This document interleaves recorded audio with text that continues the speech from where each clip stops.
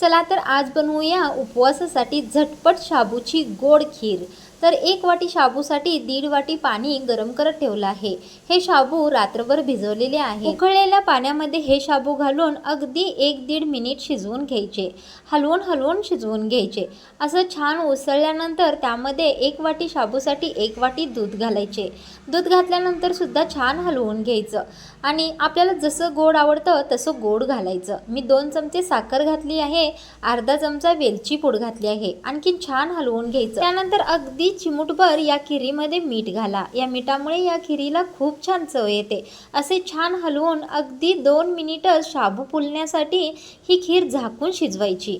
नंतर ड्रायफ्रूट्स टाकायचे। इथे पाहू शकता खीर किती छान तयार झाली आहे। उपवासासाठी झटपट बनणारी ही खीर आहे। अगदी 1 वाटी शाबूपासून किती छान खीर तयार झाली आहे।